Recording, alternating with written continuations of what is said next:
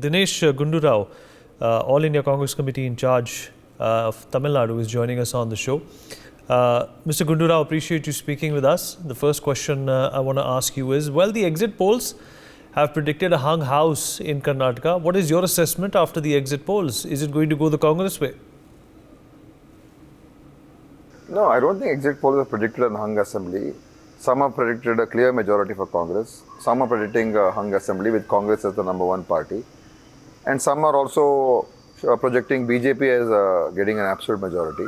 So there are various exit polls, but I don't want to get into that. What I would like to say is that on the ground and getting information across the state, Congress is set to get an absolute majority. There's no doubt about that. And if the undercurrent is really strong, then it can go up to 140, 145 seats as per some of the exit polls. So it's a very clear-cut mandate for the Congress. People are rejecting BJP, that's for sure, and people are opting for Congress. Mr. Gundu Rao, the JDS claims that no party will be able to form the government without their support and help.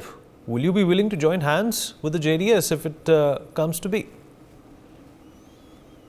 So, that's what JDS wants, obviously, because if there's an absolute majority, then they don't have much role to play. So, obviously, they will prefer a hung assembly where they become the kingmakers, and then, they can also, lobby and try and, be part of the government.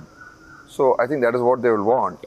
But I don't see that happening now, because the people are going to give a very clear mandate, and I will be very surprised if we don't get an absolute majority. As per all our feedback, we are getting an absolute majority. Well, Mr. Gundu Rao, in case of a hung assembly, will you allow the JDS to choose the chief ministerial face? Is that a possibility? See, why talk about something which is not happening yet? I think all those things should be discussed if that situation arises. As per our calculations, that situation won't arise. Well, and if you win the elections, who do you think, who will be the next chief minister of Karnataka? That again, will be decided by the Congress legislature party and the party senior leaders, the opinion of the MLAs. And of course, the leadership will take everybody into confidence and decide who will be the next chief minister. Ultimately, what is most important is that we have a good chief minister and a good government. People want a good government, and so we need a person who's capable, who can handle all the complexities of running a government, and who can who can run the government with a firm hand.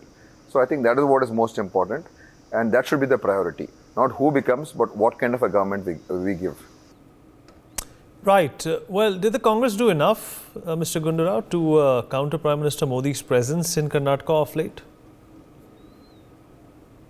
See, I have maintained that the fact that the Prime Minister campaigning in Karnataka like a state leader has actually, he not only diminished his own state leaders in Karnataka, because they were outshone and their presence was not felt. It was only PM and Amit Shah and all of them. That was one thing.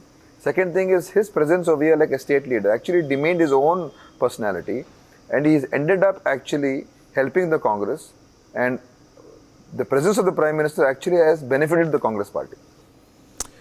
So do you think that the Bajrang Dal issue had any impact on the voters of Karnataka? No, not at all, because Bajrang Dal issue is a completely different issue.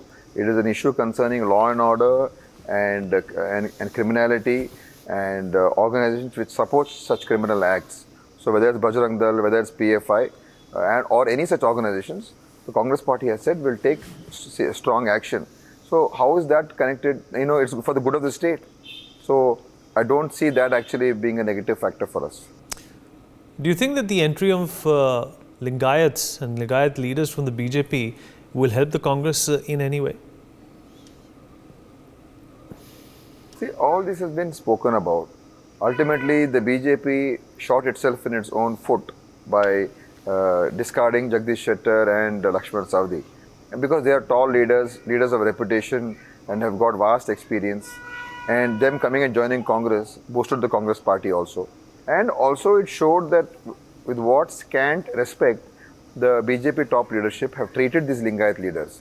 And that includes Mr. Yediyurappa also.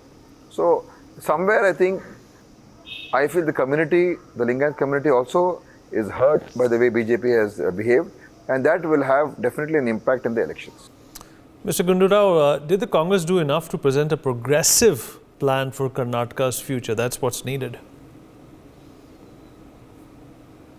Yes, we have given our 5 guarantees. We have given a manifesto. We have promised that we will help out the people who are right now suffering a lot because there's no achhe din for people today, the common man. Plus, we are talking about our investment in irrigation, our investment in urban areas, and to increase productivity, and all those things are part of a manifesto. So I think what is important is good governance, and a governance with a humane approach, and which helps the common man, and also which helps in developing the state in a progressive and in a manner which develops the entire state, not just a particular pocket. So I think Congress has given a very good manifesto and good schemes, and that is going to really benefit us in the election. All right, Mr. Gundurao, appreciate you joining us. For more such videos, subscribe to the NewsX YouTube channel, hit the bell icon.